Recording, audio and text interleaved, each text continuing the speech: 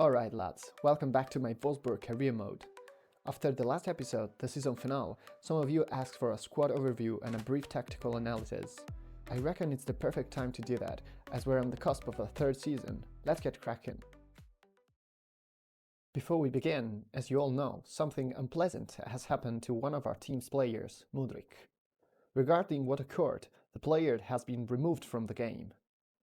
A few weeks ago, I ran a poll on the channel, and the majority of you voted to drop him.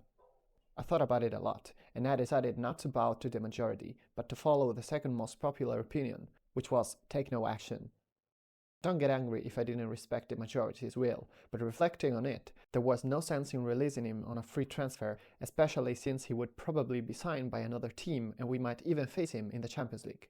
Moreover, what happens in reality shouldn't concern us too much. As my subscriber Ryan Geek says, realistic doesn't mean perfectly mirroring real-world events, but more about being faithful to the reality you're in. That's why Michailo Mudryk will stay with us this year.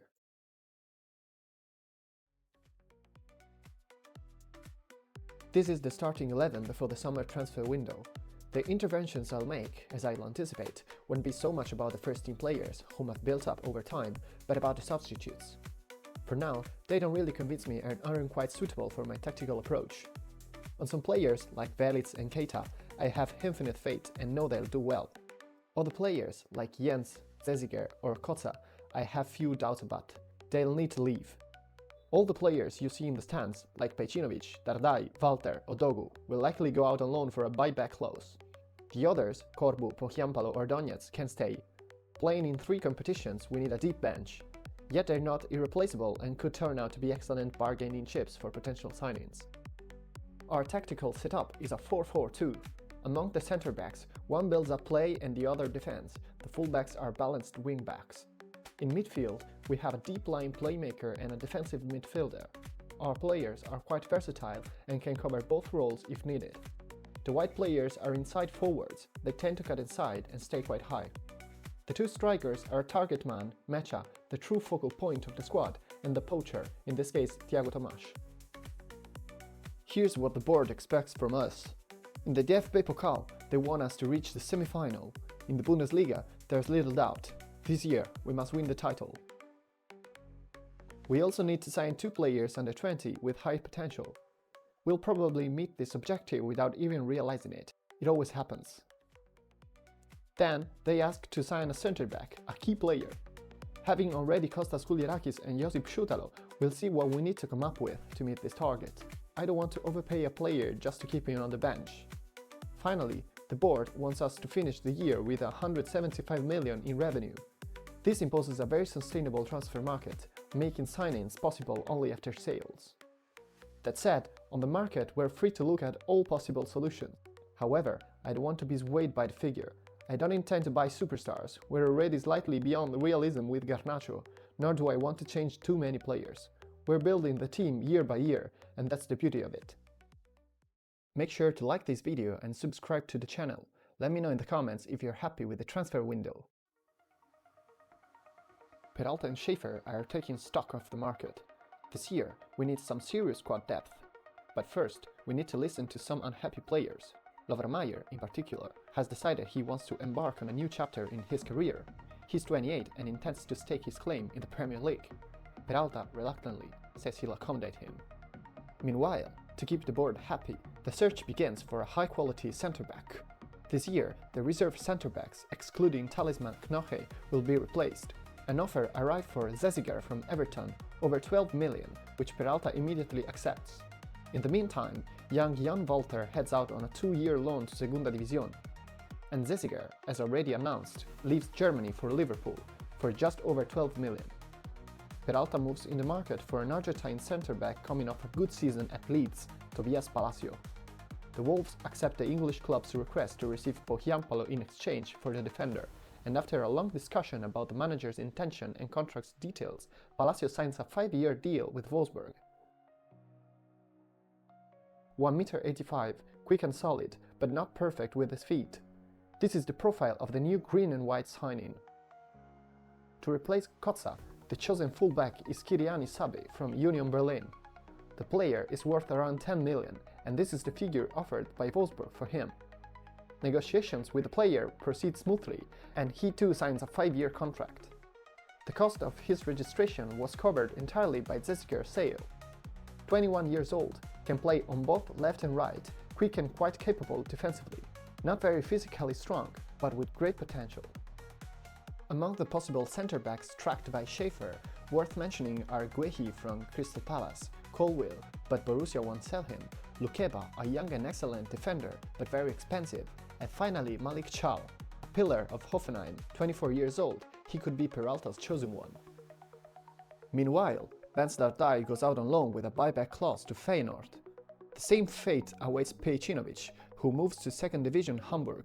Then, as announced a few days earlier, Lovromayer leaves Wolfsburg after 3 seasons of good level, ready to fly to the Premier League. West Ham await him, investing 28 million plus bonuses for decoration. Kotza also leaves the Wolves, transferring to Marseille for 8 million, covering almost the entire purchase of Sabbe. Moritz Jens stays in Germany, moving to Frankfurt for nearly 10 million. Oliver Weber finally heads out on a 2-year loan to Cardiff City to gain experience. But then, after a training session, a communication arrives like a bolt from the blue. Josip Schutalo has been contacted by Leipzig to be their new defensive leader and has accepted their pharaonic proposal. To get Schutalo, Leipzig offers Castello Lukeba plus 13 million. An interesting offer for Peralta, especially because Lukeba was on the list of potential signings. The coach knows he can get something more from the deal, and indeed manages to secure an additional 7 million. During the conversation with the player, Peralta finds a guy shaken by this rejection from Leipzig. The Swiss manager tells him he's always admired his qualities and has no doubts that at Wolfsburg he can become one of the best defenders in the world. He tells him this year he wants to win the Bundes and will need his support to do so. Lukeba, happy with the fate placed in him by the manager, accepts the club's offer and the transfer is finalized. He is welcomed by the entire dressing room. On the other side, Josip Schutalo also finalizes the last details with Leipzig and says goodbye to Wolfsburg after 2 excellent seasons. Lukeba is a complete defender, tall, quick, strong, quite good at passing, and 3 years younger than Schutalo. With his signing, Peralta has already completed one of the board's seasonal objectives. After Pohjanpalo's departure, a backup for Thiago Tomas is needed, and Schaefer identifies 21-year-old Rafael Nel as the perfect candidate. The Portuguese grew up at Sporting Lisbon, just like Tomas, who strongly recommended him. Rafael Nel transfers to Wolfsburg for a fee of 8 million. Then, to replace Maier, an all-round midfielder is needed. Andy Diouf from Lens is exactly what Wolfsburg needs.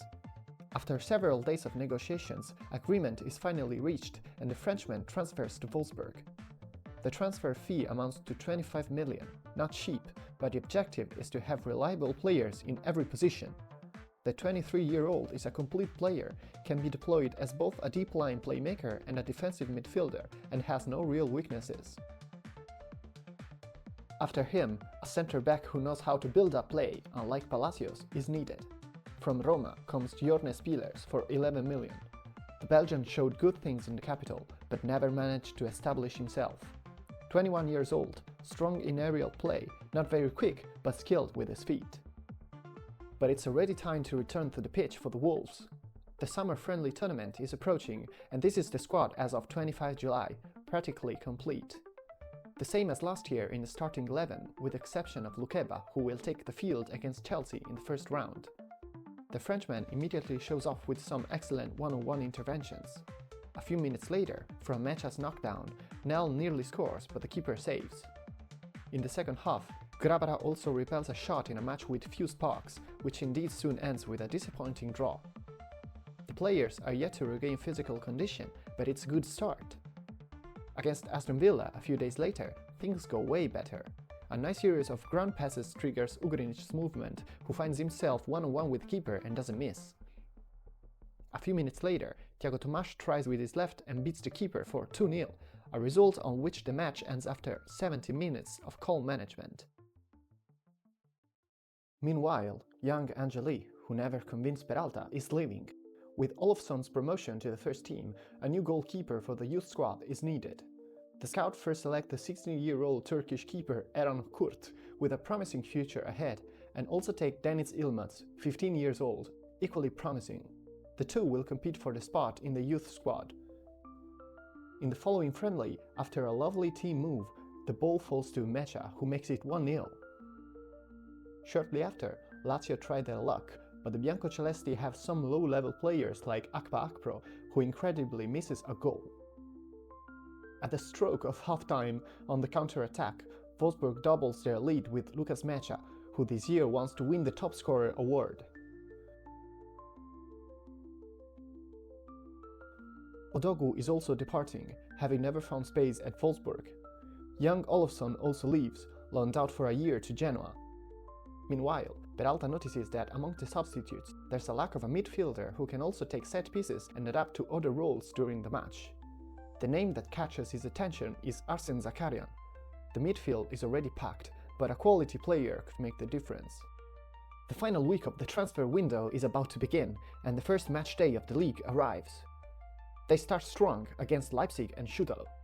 At the Red Bull Arena, about 40,000 people have come to watch the first day of a championship that promises to be very open and competitive. Wolfsburg, more than anyone, intends to become the primary rival to Bayern Munich, but first, they must win this match to start the season well. The Wolves start with a bang. It takes just 2 minutes for Tomasz to set up Mecha, alone in the box, who controls with his chest and shoots without thinking. 1-0 to the Wolves. A splendid goal, as you can see in the replay. A few minutes later, the ball goes to Garnacho on the right wing, who crosses into the box and finds Thiago Tomasz's header, scoring the 2-0 just 10 minutes in. The home crowd is silenced. 3 minutes later, there's even a yellow card for Castello, who brings down Thiago Tomasz running along the left wing. Towards the end of the first half, Mudryk controls a tricky ball, brings it forward and starts a run towards the goal. Leipzig is unbalanced and the Ukrainian too quick to catch, so Mudryk arrives in front of the keeper in the penalty area, shoots with his right foot and scores the goal that sends the match to halftime at 3-0. Incredible at the Red Bull Arena. In the second half, the home side pull one back through Sesko's goal. Leipzig continues to seek another goal in the subsequent minutes, and on the 80th minute, it's Sesko again scoring to make it 3-2 and reignite the red and blue hopes. But Wolfsburg holds firm, runs down the clock and the ball, and a few minutes from 90 manages a passing move that ends Mecha's feet, who turns in the box and scored the 4-2 goal that extinguishes Leipzig's comeback hopes. Perhaps only good for personal glory is Sesko's 4-3 goal, as he takes on the match ball after his hat-trick. Peralta is happy, but there's room for improvement in defense. Too many goals can be conceded. In the youth tournament, this is the team that will take the field. The only excluded player is Lenny Gash, dealing with an injury. Against Heidenheim, Goudiaby scores immediately and puts the team ahead. Then, after a series of exchanges, comes the second goal, scored by Rafael. Against Mainz, Goudiaby again breaks the deadlock. The opponents, however, pull one back, and just seconds later find the lead. Wolfsburg then react, and Yajic inserts himself behind the defender and scores the equalizer. With just 7 seconds left, he again scores the winning goal. The Wolves are in the final. Against Stuttgart, the match is tense, but just seconds from the end, it's again Goudiaby scoring the goal that says the victory. Excellent work from the lads, who bring home the first trophy and celebrate in front of Michael Peralta's enthusiastic eyes.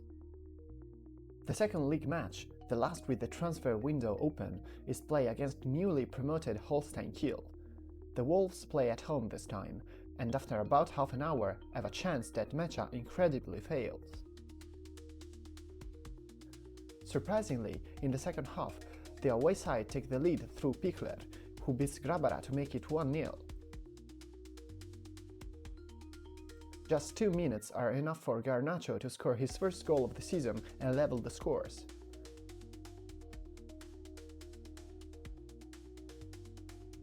After an hour of play, the Wolves have a big goal chance with Thiago Tomasz, but his shot is saved by the keeper. Kiel also have a chance a few minutes later, but Arp's shot from the edge of the box isn't dangerous. With just minutes left, the just entered Bonifazi scores to put Kiel ahead. Wolfsburg are caught cold, with only a few minutes to react.